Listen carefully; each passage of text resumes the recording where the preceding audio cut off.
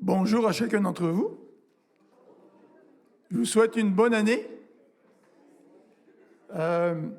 L'Ecclésiaste nous dit que la fin d'une chose est meilleure que son commencement. Alors 2023 se termine, enfin. On ne sait pas ce que l'avenir nous réserve, mais ce matin, nous voudrions terminer cette année d'une façon un petit peu spéciale. C'est-à-dire que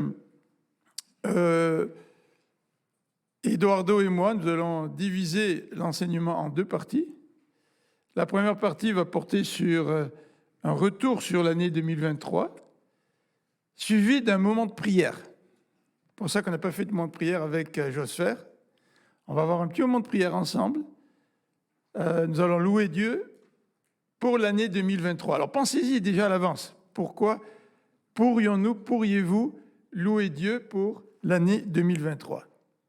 Et ensuite, après avoir fait un court moment de prière, après avoir fait une rétrospective, en quelque sorte, sur 2023, le pasteur Eduardo va nous présenter l'avenir 2024. Et donc, il va lui aussi présenter une courte méditation qui sera suivie d'un moment de prière pour remettre l'année 2024 entre les mains du Seigneur. Donc, ces deux moments de prière, ce seront deux moments de prière communautaires. D'accord ? Donc, on va tous prier ensemble. Et ceux qui sont à la maison, qui ne seront pas ici pour entendre les prières de chacun, de chaque personne de l'Assemblée, on vous invite aussi à prendre ce temps pour prier avec nous, prier à la maison. Louer le Seigneur pour l'année 2023, puis prier, remettez l'année 2024 entre les mains de Dieu. Mais avant que nous commencions cette méditation, on a le privilège, l'honneur, j'allais dire la gloire, peut-être j'exagère un peu, d'avoir avec nous Denis et Brigitte. Brigitte, elle est là. Et ils ont décidé de faire quelque chose de spécial. Ils viennent nous visiter aujourd'hui, puis nous ont préparé un repas en bas avec de la viande tirée de la chasse, du lapin qu'il a attrapé derrière chez lui. Denis, c'est ça, Brigitte, là? Non, pas pour aujourd'hui, pas pour aujourd'hui. Mais c'est vrai que Denis et Brigitte sont réputés pour être très hospitaliers. Donc, la prochaine fois que vous revenez ici, vous savez qu'est-ce qu'il vous reste à faire, hein? Alors, Denis, on t'accueille là pour que tu puisses nous donner quelques nouvelles sur ton travail à cette île, parmi les Inuits. Merci, mon vieux. Denis, il est vraiment béni, vous savez, là, parce qu'ils ont fait un voyage en France mois d'octobre. Regardez-le. Douce France, le pays de mon enfant. Pas la mienne, son enfant. Alors, quand il est rentré de la France, il m'a dit, Philippe, j'ai vu la France, je peux maintenant mourir.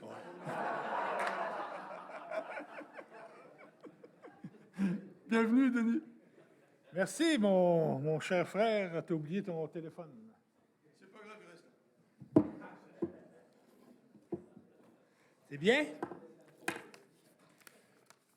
Quoi, qu'est-ce que nous Le Menwenden de Tayak ou Te Chachinois, Kashkat. Je suis content d'être avec vous ce matin. Qui sont ceux qui me voient la belle figure pour la première fois? Quand même, plusieurs personnes, oui. Donc, Brigitte puis moi, c'est notre église ici. On s'est convertis en 1979 et notre pasteur à ce moment-là était M. Héron.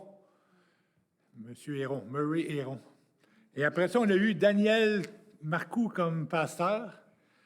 Et après ça, là, on est parti en 1997. Pas parce qu'on n'aimait pas l'Église, mais parce que le Seigneur nous appelait à s'en aller à cette île avec la nation Innu, nation autochtone, une des 11 nations autochtones du Québec.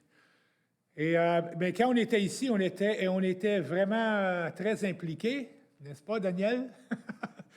À la cuisine, avec la louange, je voyais Daniel Giroux un matin jouer de la guitare et j'ai joué avec lui en avant. Et l'hospitalité à la maison, on a participé à la construction de ce beau bâtiment.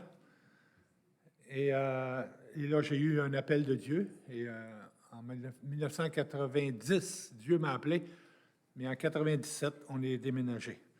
Nos santé, comment va nos santé? Brigitte, ça va bien? Tomalou, hein? Tomalou. On est dans le moment de notre vie, c'est Tomalou. Mais son genou va bien, mais là, c'est l'autre jambe qui est pas très, elle ne suit pas. Puis moi, j'attends une opération de la prostate. Qu'est-ce qu'ils vont faire avec ça? J'espère pour le mieux.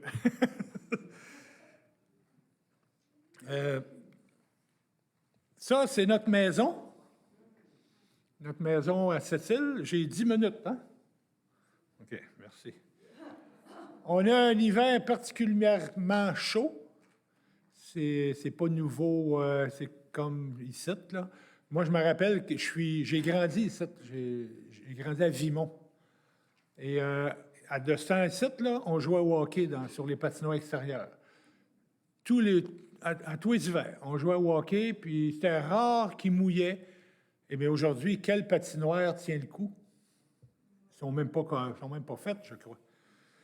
Et comme disait Philippe, oui, on a été en France et j'ai conduit ça. Le char de Bourville. Et j'ai eu l'honneur de conduire ce char-là. Et on est allé aussi sur le Mont Blanc. Là, c'est une photo que j'ai prise sur le Mont Blanc. On voit Chamonix en bas. On était à l'église de la Pélisserie à Genève. Ça, c'est l'endroit où Jean Calvin demeurait. C'est assez impressionnant pour nous qui venons du Québec d'arriver dans ces pays-là où il y a une histoire beaucoup plus grande que la nôtre. Ça, c'est l'église de la Pélisserie à Genève. Ça, c'est moi en train d'expliquer aux gens là-bas c'est quoi le ministère parmi les Autochtones au Québec. Là, on est allé à une autre église en Suisse, le Meunier. Et encore là, on explique la réalité autochtone. Vous me voyez, je suis à la barre d'une vieille roue de charrette, parce que l'église est dans une grange. C'est assez spécial, c'est bien organisé, et c'est vraiment un bel endroit. Ça, c'est notre présentoir, où est-ce qu'on présente certains articles Innu. Et aussi, on est allé à l'Institut biblique de Genève et j'ai parlé aux étudiants qui étaient là à l'Institut biblique de Genève et je les ai invités, si quelqu'un sent l'appel de Dieu pour venir aider à Sept-Îles ou dans d'autres nations autochtones au Québec. Et je lance le même appel pour vous ce matin. Peut-être que quelqu'un ici que Dieu va appeler pour donner sa vie.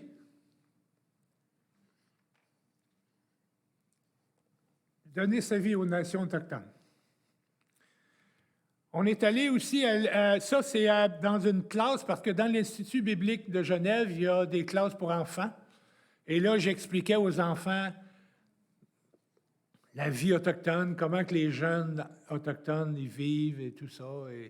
Et l'institutrice nous a dit que les enfants ont dit que c'était le meilleur cours qu'ils ont eu de toute leur vie.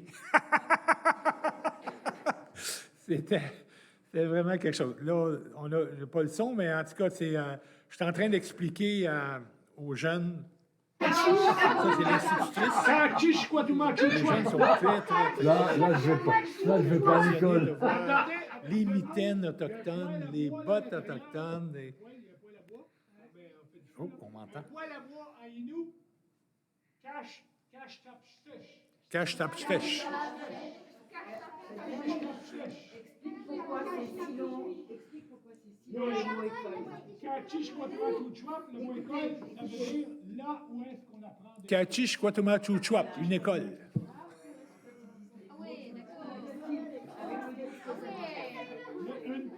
Une tente, Petanchouap. Petanchouap, une tente. Allez-vous vous en rappeler toute votre vie? Oh! C'est Brigitte? Bon.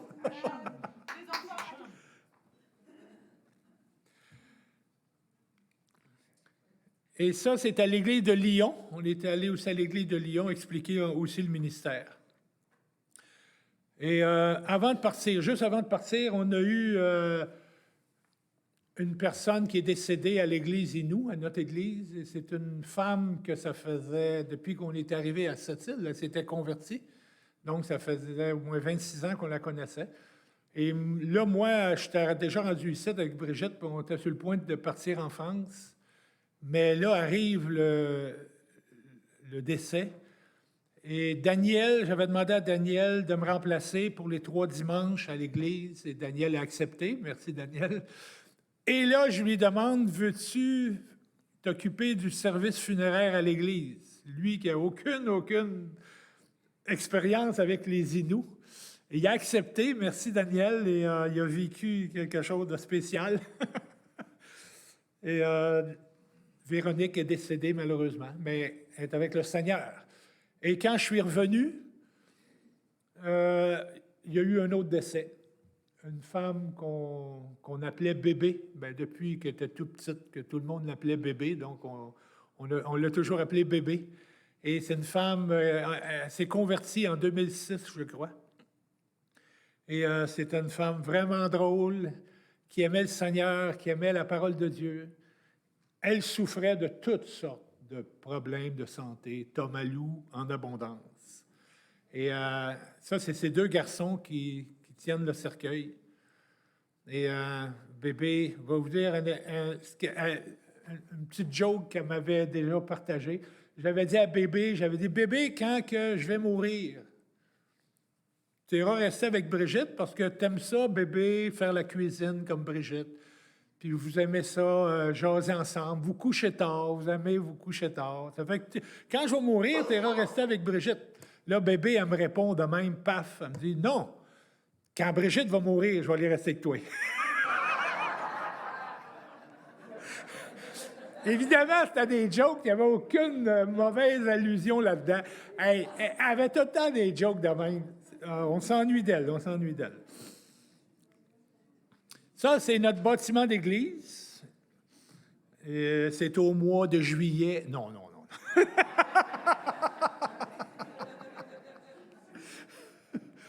Ça, c'est en arrière de chez nous. Il y a dans le bois, en arrière de ma maison, il y a le bois, puis à peu près à 50 pieds dans le bois, j'ai construit ça. Ça s'appelle un chapiteau. C'est une tente traditionnelle Innu. C'est fait pour les rassemblements de groupes. Et on fait des rassemblements justement là pour que les gens puissent un peu plus s'ouvrir, parler. Normalement, les Inuits, c'est facile pour eux de parler, de conter leurs problèmes. Et cette tente-là, c'est faite pour ça. Mais depuis quelques mois, il y a une baisse à l'Église parce qu'il y a beaucoup d'enfants, on a beaucoup d'enfants. Et les enfants jouent au hockey.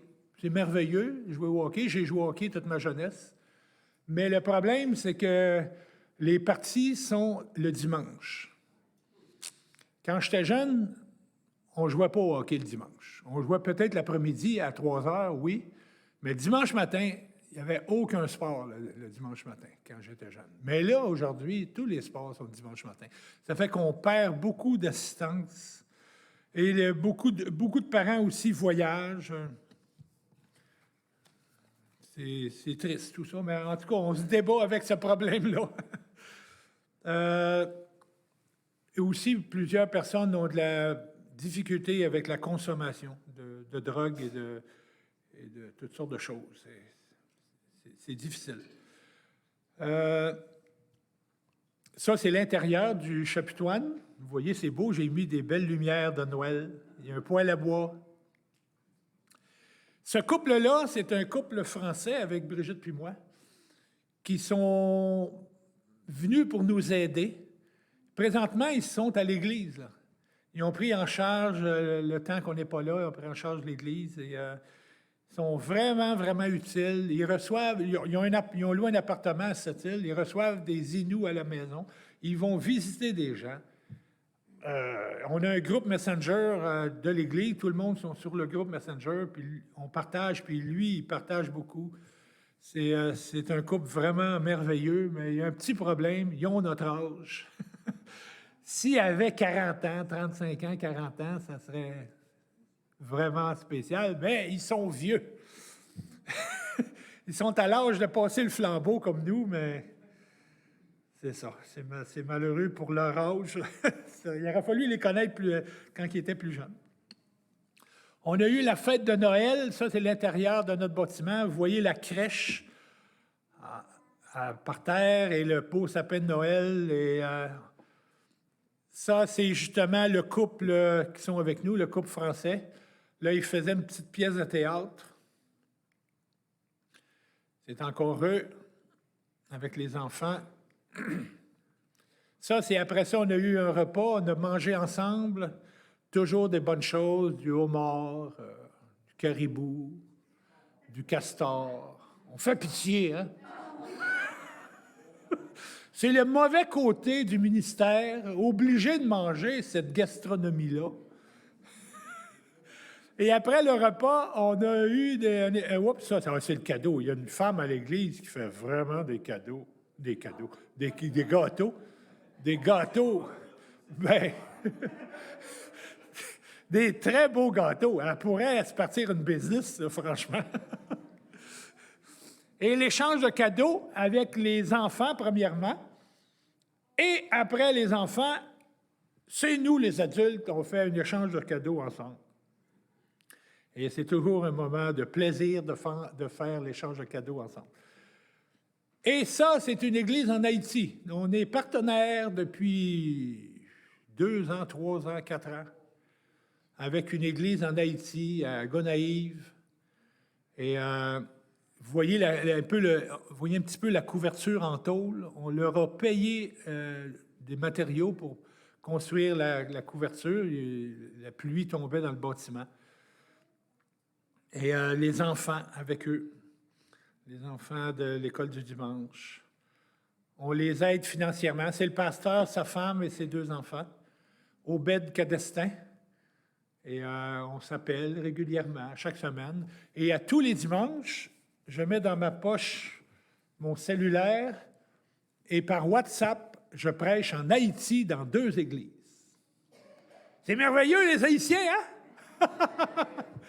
En direct en Haïti à tous les dimanches. Mais là, je ne prêche pas parce que je ne suis pas là, mais c'est ce qu'on fait d'habitude. On a reçu, ça c'est à la maison, dans notre cuisine, on a reçu, vous voyez à gauche, c'est Osé Jeudi, avec sa femme Tamara. Ils sont venus pour donner une session d'aide pour les Inuits. On les a vus. Mais à droite, c'est un jeune Inou. Bien, jeune, il y a 40 ans, mais par rapport à nous, il est jeune. Il était avec nous pour ce dimanche, pour ce repas-là. Ça, on a fait pour Noël, le 25, lundi, le 25 au soir, on a fait une cérémonie de chandelle qui nous rappelle que Jésus est la lumière du monde.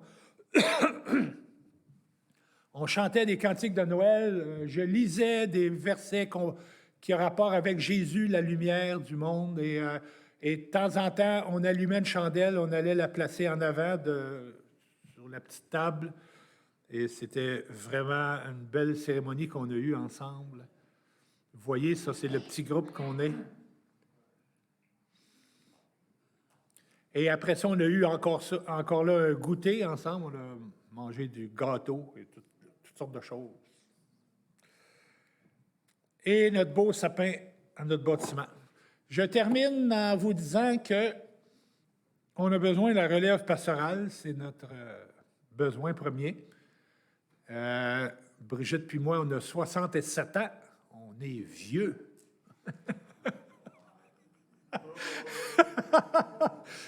Et bon, j'ai eu certains problèmes de santé. J'ai eu un premier cancer. Là, j'ai un petit cancer dans la prostate. Qu'est-ce qui arrive avec moi dans 2 ans, dans 5 ans? Je vais être peut-être avec mon sauveur, je ne sais pas. Pauvre Brigitte qui va pleurer. Mais avec tout ça, on a besoin de la relève. Il faut se préparer. Il faut que quelqu'un viennent nous aider. Bon, là, on a un couple avec nous, mais le couple, il a notre âge, puis ils ne peuvent pas résider au Canada d'une façon permanente.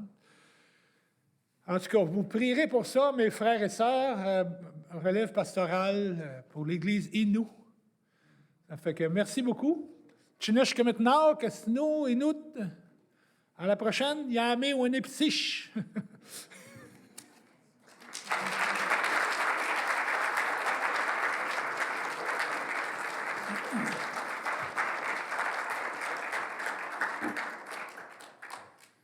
On va tout de suite prier pour Denis et Brigitte. Seigneur notre Dieu, merci pour la visite de Denis et Brigitte avec nous ce matin. Merci pour leur ministère. Merci parce que tu les as appelés alors qu'ils étaient ici à l'île Jésus. Et tu leur as donné de pouvoir persévérer durant toutes ces années de ministère à cette île. Et Seigneur, c'est vrai que c'est toi qui appelles, c'est toi qui confie un ministère, mais en même temps, tu nous donnes la force. Et merci parce que malgré les ennuis de santé de Brigitte et de Denis, tu leur donnes la force de continuer à te servir. Mais tu vois le défi d'avoir une relève. Et nous te prions, Seigneur, pour que tu puisses susciter cet amour pour les Inuits, un couple qui pourrait continuer le ministère durant les années à venir. Et Seigneur, nous t'avons prié, nous aussi, pour avoir un pasteur, et tu as répondu à nos prières. Et à cause de cela, nous savons que tu vas répondre aux besoins de cette communauté. Et c'est la raison pour laquelle nous tournons vers toi pour te demander, Seigneur, d'intervenir. Donc, merci pour le ministère de Brigitte et Denis. Nous te remettons leur santé entre tes mains. Seigneur, tout t'appartient, c'est toi qui décides de tout. Et Seigneur, nous savons que le meilleur pour nous, c'est d'être entre tes mains, de nous confier en toi. Donc Seigneur, merci pour cette visite ce matin et nous te demandons de les bénir, eux, leurs enfants et leurs petits-enfants, ainsi que l'Église à cette île. Amen. Merci Denis. Je vous invite à regarder un court psaume pour cette première partie, le psaume 92. Et tout à l'heure, avec Pasteur Eduardo, nous regarderons le psaume 23. Dans psaume 92, et nous allons lire les 5 premiers versets que nous allons rapidement commenter pour ensuite avoir un moment de prière ensemble. Psaume 92, verset 1er. Il est bon de louer l'Éternel, de te célébrer par des chants ô très haut, et de proclamer dès le point du jour ton amour. Tout au long des nuits, proclamer ta fidélité. Sur la cithare à 10 cordes, sur le luth et sur la lyre. Ce que tu fais, Éternel, me remplit de joie, et j'acclamerai les ouvrages de tes mains. Alors voici quelques versets qui peuvent nous permettre ou nous guider dans ce moment durant lequel nous voulons regarder en arrière en 2023 et penser à ce que nous avons vécu. Et c'est la raison pour laquelle, durant cette première partie, nous voulons être remplis de reconnaissance pour ce que le Seigneur a fait en 2023. Souvent dans les textes bibliques, l'accent est mis sur la reconnaissance. Et la reconnaissance est associée et liée à la louange. Alors louer, ce n'est pas simplement célébrer Dieu, mais c'est aussi au travers de nos paroles, au travers de nos chants, puisqu'il est question des chants dans ces quelques versets, c'est aussi d'exprimer notre reconnaissance à Dieu. C'est-à-dire, c'est de lui dire merci pour ce que nous avons vécu en 2023. Alors, je ne sais pas, qu'est-ce que vous avez vécu en 2023 ? Dans une communauté, on se connaît un peu, bien sûr, mais on ne se connaît pas dans les détails. Peut-être que 2023 a été une année particulièrement bénie pour certains d'entre nous. Peut-être c'était une année aussi beaucoup plus difficile pour d'autres. Mais toujours est-il, nous pouvons regarder en arrière et louer le Seigneur avec reconnaissance. Pourquoi louer le Seigneur avec reconnaissance? C'est parce que le Seigneur, à travers ce qu'il est et ce qu'il fait, donne une autre dimension à notre vie. Vous savez que la louange ne dépend pas des circonstances de notre vie. Donc si nous avons eu une année un peu plus difficile, nous pouvons tout de même louer le Seigneur pour ce qu'il est et pour ce qu'il fait. Et c'est les deux éléments que nous allons regarder un petit peu dans ces quelques versets. Louer le Seigneur pour ce qu'il est et ce qu'il fait. Oui, louer le Seigneur pour ce qui nous a permis de vivre, mais la personne du Seigneur et les actions du Seigneur dépassent notre propre vie. Et si notre louange dépend seulement de ce qui arrive dans notre vie, peut-être que les raisons pour le louer vont être beaucoup moins importantes que si notre compréhension va au-delà de notre propre expérience, mais va jusqu'à voir ce que le Seigneur est et ce que le Seigneur fait. Et dans ce verset 2, en tout cas, il est dit, il est bon de louer l'Éternel. Et moi, je me rappelle toujours, quand je lis cette expression-là, ce que l'expression l'Éternel veut dire. L'Éternel, c'est la traduction en français du tétragramme divin, c'est-à-dire de l'expression que Dieu a communiquée à Moïse lorsqu'il est apparu dans le cadre de l'épisode du buisson ardent, n'est-ce pas? Mais comment je vais parler de toi au peuple? Tu vas dire que je suis celui qui est. Je suis celui qui est éternel. Mais je suis aussi celui qui conclut une alliance avec son peuple. Vous savez, Dieu, il n'est pas simplement important parce qu'il agit dans ma vie. Mais Dieu mérite toutes nos louanges par tout ce qu'il fait au-delà de ma vie.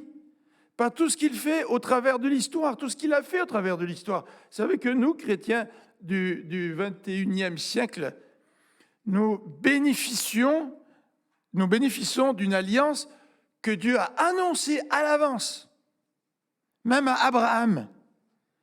Et pendant des centaines d'années, même plus de 1000 ans, 1800 ans, Dieu a annoncé la venue d'un sauveur. Et ce sauveur est arrivé en la personne de Jésus. Nous avons fêté sa fête il y a quelques jours, n'est-ce pas? Et cette annonce d'un sauveur s'est réalisée par la venue de Jésus, sa naissance, mais aussi sa mort, mais aussi par sa résurrection.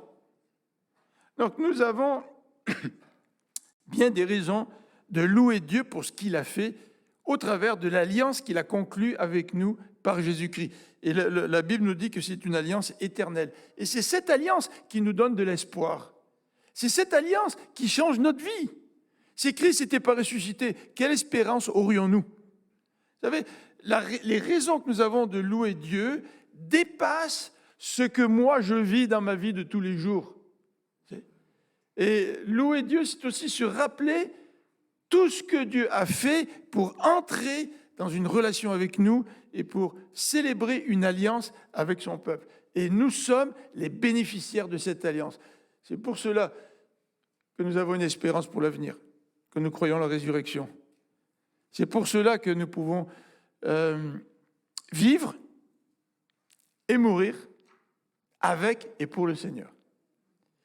Donc le texte ici nous encourage à célébrer non seulement l'Éternel, mais le Très-Haut, c'est-à-dire qu'il n'y a personne d'autre qui a la gloire qui appartient à Dieu.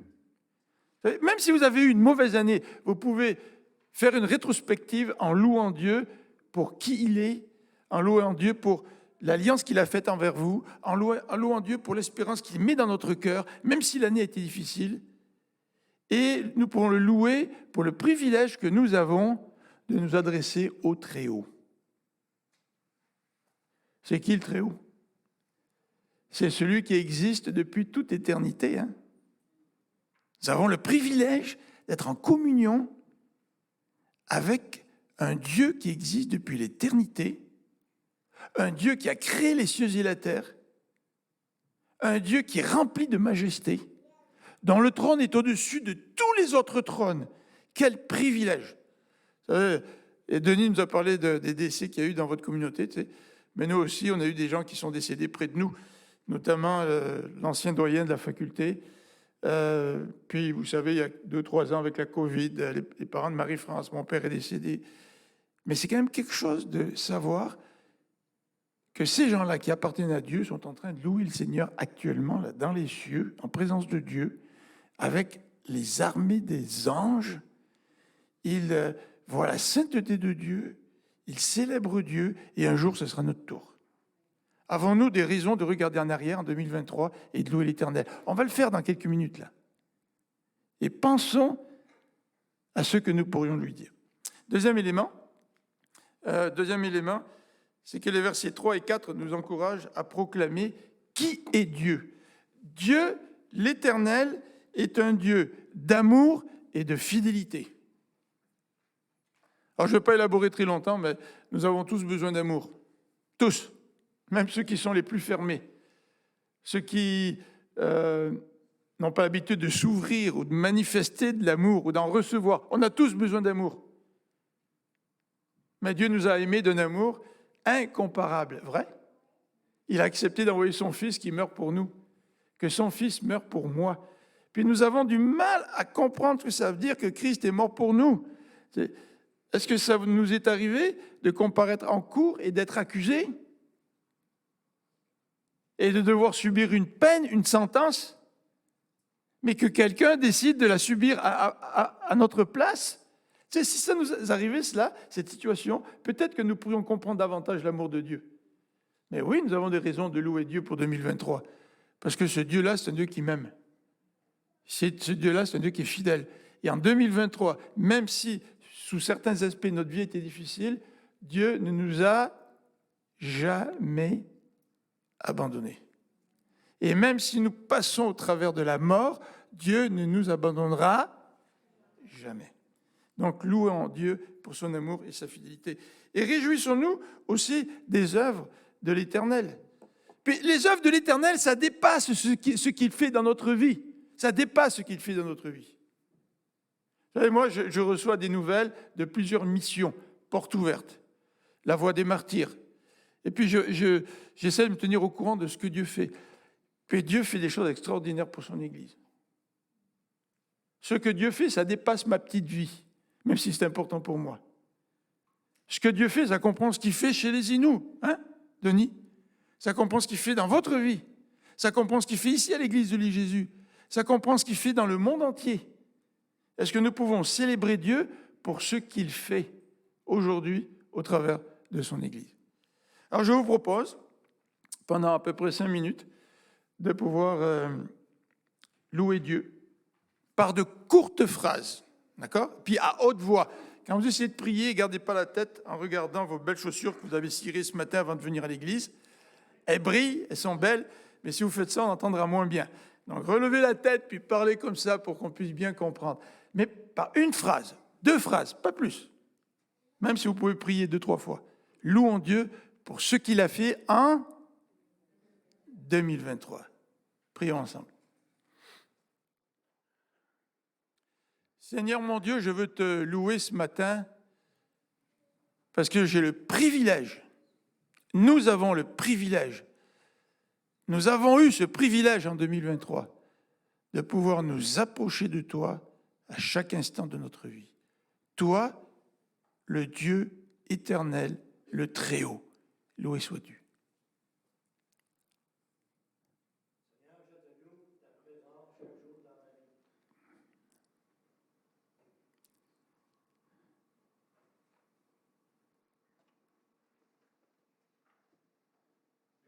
Parce qu'à travers les difficultés de santé, tu nous tiens fermes pour toi. Et Seigneur, tu es bon. Merci Seigneur. Merci Seigneur. Merci Seigneur pour ta bienveillance parmi nous.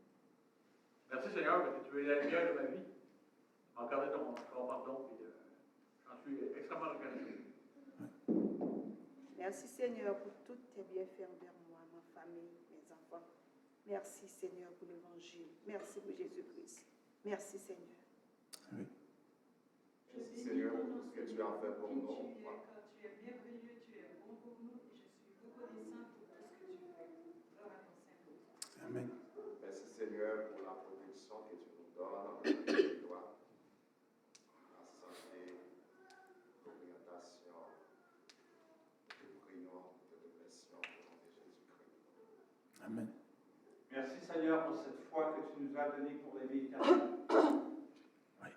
Merci Seigneur pour ta toute-puissance et ta souveraineté. Merci Père, si j'ai grandi, c'est parce que j'ai eu des épreuves. Et merci d'avoir passé à travers de cette épreuve, Seigneur. Et c'est avec ça qu'on grandit, qu'on apprend. Béni soit ton Saint-Nom. Merci Seigneur pour le grand amour que tu as pour nous et ma fidélité pour toi pour toujours, pour tout le monde qui sont fidèles par la foi. Amen. Merci Seigneur parce que tu m'as aimé, tu m'as encouragé, tu m'as fortifié, tu as béni, tu nous as bénis, ma famille, moi, je te rends grâce pour ton amour, pour ta présence, pour ton soutien. Amen. Amen. Merci Seigneur de pouvoir mes besoins chaque jour et de te révéler à moi, à mon quotidien. Merci Seigneur pour les preuves que tu nous as données. Merci Seigneur pour la joie et la paix de ma famille. Merci Seigneur pour ta parole, Seigneur, qui est vraiment un guide dans notre vie. Merci Seigneur pour les moments difficiles. Malgré les circonstances, Seigneur. Tu étais toujours là pour moi, dans les bons comme dans les mauvais jours. Merci Seigneur pour ta puissance et ta grâce infinie. Amen. Merci Seigneur pour les âmes que tu as amenées à toi en 2023. Merci Seigneur pour 2023, de nous avoir accompagnés dans les bons comme dans les mauvais moments. Alors Seigneur, merci parce que tu es le grand je suis. Et Seigneur, nous voulons te remercier aussi pour la présence de notre pasteur Eduardo et Paola et ses enfants.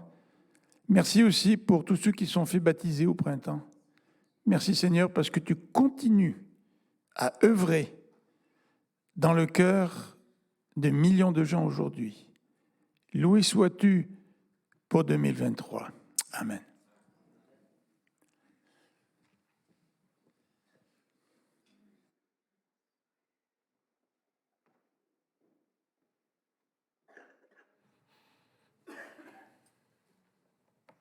Bonjour. Et merci Philippe parce que lorsque j'ai proposé à Philippe, écoute Philippe, on va faire quelque chose de différent ce matin. Est-ce que tu es d'accord? On va prêcher d'une façon différente. Je vais prendre un moment, tu vas prendre un autre, mais il a dit d'un seul coup, oui, bonne idée, ok, on va le faire. Et on a regardé un peu en arrière. On a loué notre bon Dieu pour le passé, pour l'année de 2023. Mais maintenant, on va penser un peu à l'avenir. Et lorsqu'on parle de penser à l'avenir, de regarder l'avenir, il est toujours important de regarder l'avenir avec confiance. Parce que maintenant, on va regarder un peu l'avenir, mais si, compte tenu de la période difficile que vit l'humanité, l'avenir nous fera peut-être peur. Parce qu'on regarde, nous subissons encore les conséquences de la pandémie dans l'économie, dans les urgences, etc. Nous avons de l'inflation, il y a des autres choses, le monde en guerre. Écoute, dernièrement, on a vécu des guerres que... Écoute, on sait qu'il y a toujours des pays qui y a de la guerre, mais ce sont des guerres qui sont plus grosses, guerres sont des plus grandes. On pense toujours que ça va tomber jusqu'où, ça va jusqu'où. Est-ce que ça va entraîner des conséquences partout dans le monde? Et des gens qui sont là. J'ai eu des nouvelles de mes amis qui habitent en Ukraine cette semaine, mais ils m'ont dit qu'il y a quelques jours, cette semaine, que c'était, désolé pour l'expression, mais ils m'ont dit que c'était l'enfer. C'était terrible. Beaucoup de bombes partout dans le pays. Alors, c'est difficile pour eux, c'est difficile pour les gens qui sont de l'autre côté de la frontière, c'est difficile à Israël, c'est difficile à la bande de Gaza. En français, on parle Gaza, oui, la bande de Gaza. Alors, il y a des gens qui ont des souffrances partout. Alors, on pense souvent, est-ce que ces moments difficiles passera-t-il ou va-t-il empirer? C'est ça qu'on pense. Alors, c'est ça qu'on regarde, lorsqu'on pense à l'avenir, on doit regarder l'avenir avec confiance, parce qu'il faut, face aux incertitudes et aux perspectives difficiles, nous avons naturellement tendance à craindre les circonstances et nous inquiéter de ce que l'avenir nous réserve. C'est normal. Cependant, la parole de Dieu nous met au défi de penser différemment, de penser d'une autre façon, de mettre notre confiance dans les mains du Seigneur, parce que notre espérance, notre espoir est le Seigneur, le Dieu Tout-Puissant. Nous sommes mis au défi de faire confiance à Dieu. Et face à l'inconnu qui nous attend, le psaume 23 nous rappelle que le Seigneur est notre berger qui nous guide et nous protège. Lisons d'abord la première partie du verset 1. Psaume de David, l'Éternel est mon berger. Ah, mais je crois que tout le monde connaît le psaume 92 et tout le monde connaît le psaume 23. Mais il est toujours important de nous rappeler ces psaumes qui sont très connus pour nous rappeler que cette vérité très importante, que l'Éternel est mon berger. Pourquoi? À quoi pensons-nous lorsque nous nous rappelons que l'Éternel est notre berger? Est-ce qu'on pense dans l'image d'un pasteur, d'ancien d'une église qui prend soin de son église? Non. Quel est le premier sentiment que nous éprouvons? Moi, je pense ceci, c'est merveilleux. Nous avons quelqu'un de puissant qui nous aime et qui prend soin de nous. Pourquoi cette image est-elle si significative? Car la figure du berger renvoie à l'idée de protection des moutons. Lorsqu'on parle que Jésus est le bon berger dans le Nouveau Testament, ou on parle que l'Éternel est mon berger dans l'Ancien Testament, il n'est pas question de l'Église et des gens dans l'Église et les pasteurs qui sont à l'Église. On parle, l'image, c'est de vrais moutons.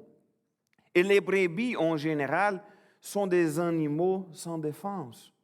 Ils ne sont pas comme des lions. Ils ne sont pas comme des gros chiens. Ils sont sans défense. Alors, lorsqu'on parle que David parlait que l'Éternel est bon berger, il parlait de la protection de l'Éternel, le Dieu Tout-Puissant. Et la suite de la deuxième partie du verset 1, il est écrit « Je ne manquerai de rien ». Écoutez, David était berger. Il était berger. Et lorsqu'il a utilisé cette image, il parlait de quelque chose qu'il connaissait très bien. Parce que pour nous, c'est quoi un berger? C'est quoi une personne qui s'occupe des moutons, des brebis, etc.? On n'a pas vécu, la majorité d'entre nous n'a pas vécu cette réalité dans notre vie de tous les jours. Mais dans son contexte, il connaissait très bien cette image parce qu'il était un berger. Et dans son contexte, en Israël, un mouton ne pouvait pas survivre toute seule.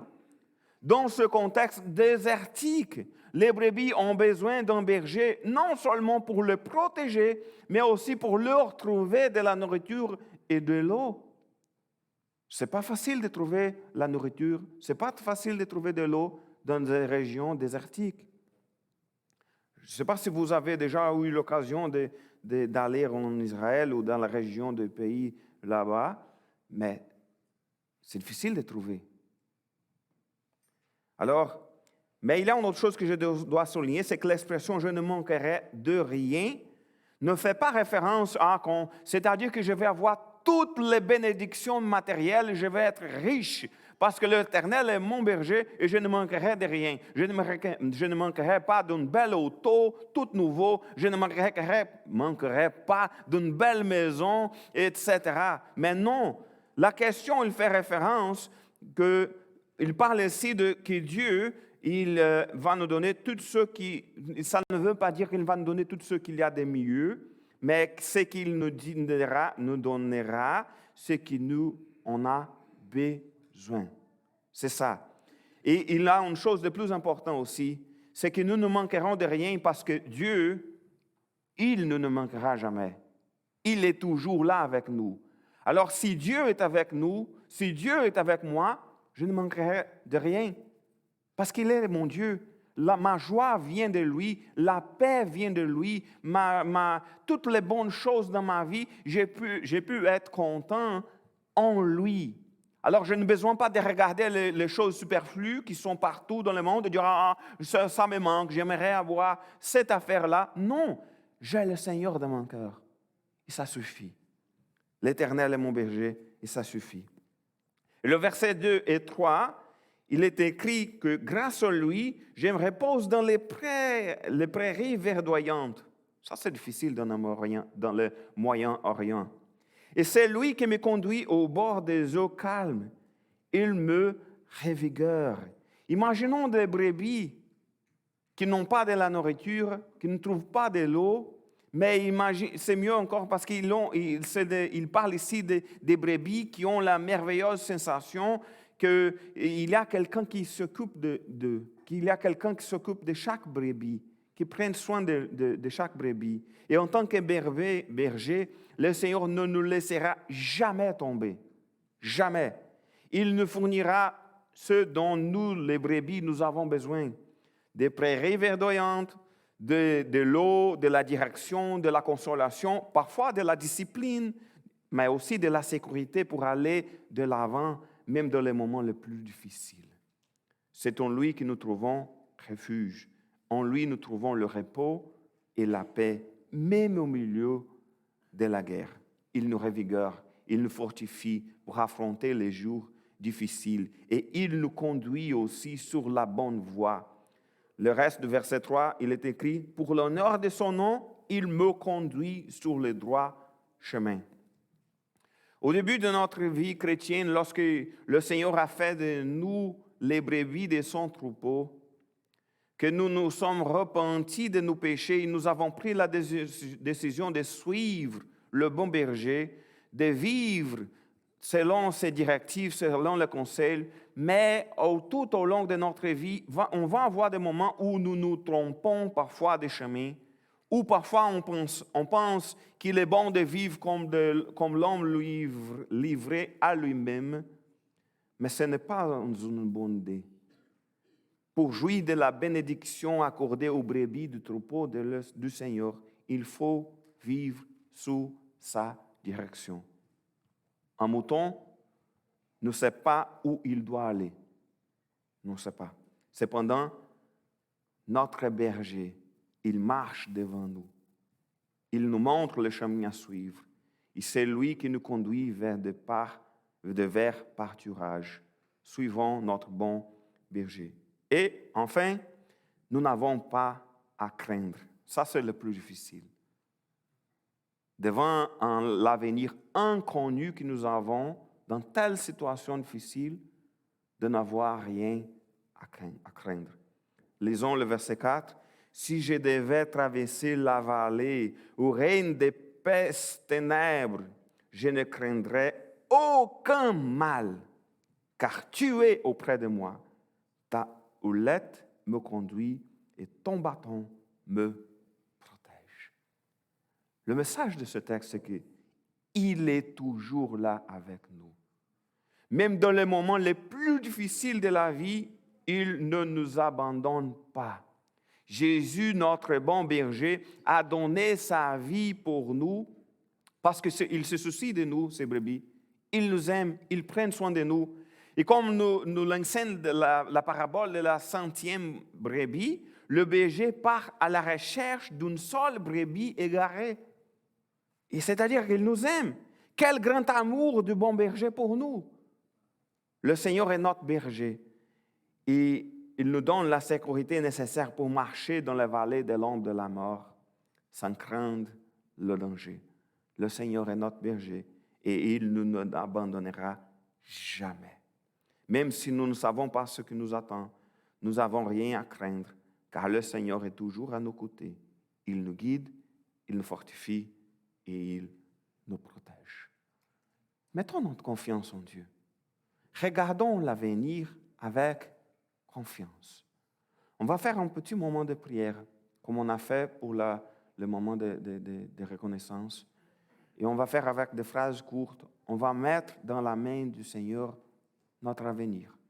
L'avenir de notre Église, de notre famille, notre travail. Vous qui êtes à la maison, pouvez faire la même chose.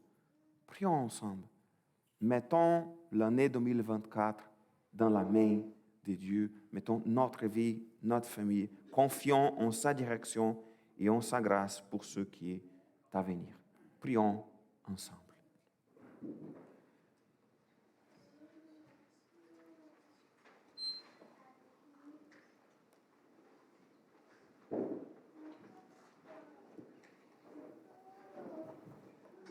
Seigneur, en 2024, et quel que soit ce que nous allons vivre, aide-nous à te rester fidèles. Seigneur, je veux remettre ma vie entre tes mains. Seigneur, que 2024 soit un temps qu'on puisse nous rendre ta face, agir sur nos parents. Seigneur, aide-moi en 2024 à pouvoir parler de toi à tous les gens autour de moi, leur dire que tu es le roi des rois. C'est en toi et seulement par toi que tu nous amènes à Dieu, le Père. Seigneur, ma vie désormais t'appartient. Fais en sorte que je ne m'égare pas. C'est mon guide, c'est mon trésor. Seigneur, aide-moi à témoigner de toi en 2024 et donne-moi du discernement, Seigneur, et les paroles qu'il faut, Seigneur, pour toucher les personnes que je vais témoigner.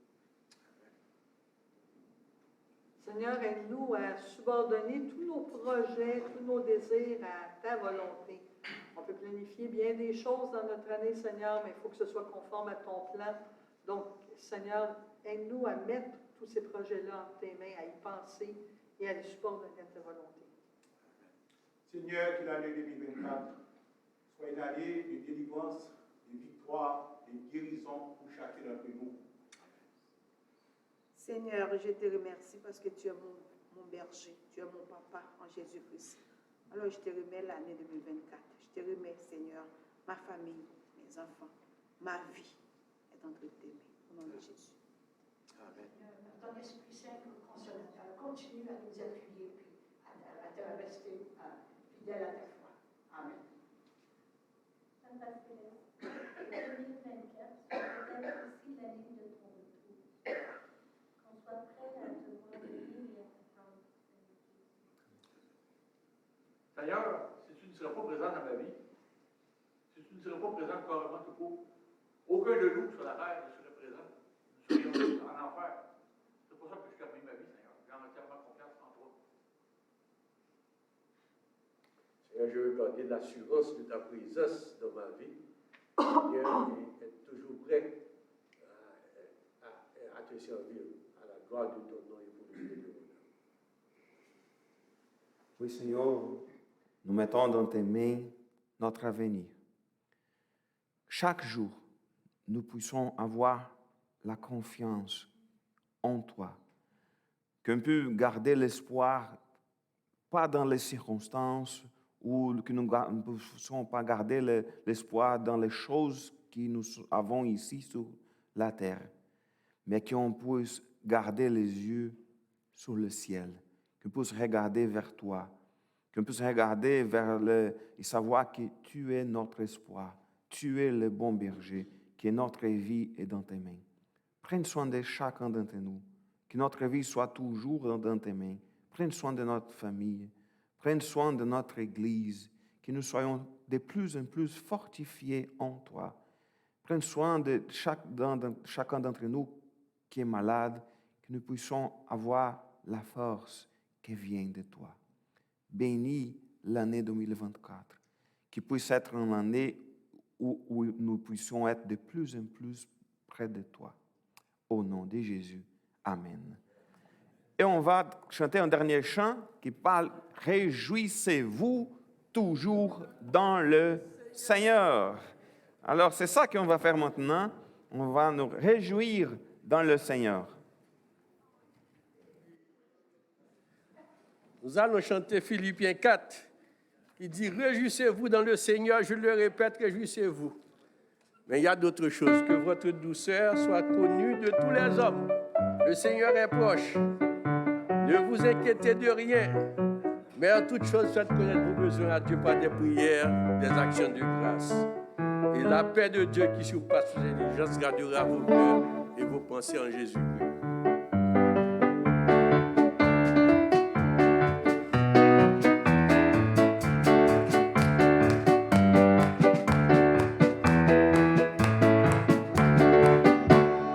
Réjouissez-vous toujours dans le Seigneur. Réjouissez-vous toujours dans le Seigneur. Réjouissez-vous toujours dans le Seigneur, je le répète. Réjouissez-vous, réjouissez-vous toujours dans le Seigneur. Réjouissez-vous toujours dans le Seigneur. Réjouissez-vous toujours dans le Seigneur, je le répète. Réjouissez-vous. Réjouissez-vous toujours dans le Seigneur. Que l'année 2024 soit une année de nous réjouir dans le Seigneur. Amen. Amen. Alors, je vous rappelle qu'il y a toujours des biscuits et café au sous-sol pour avoir un bon moment de communion fraternelle.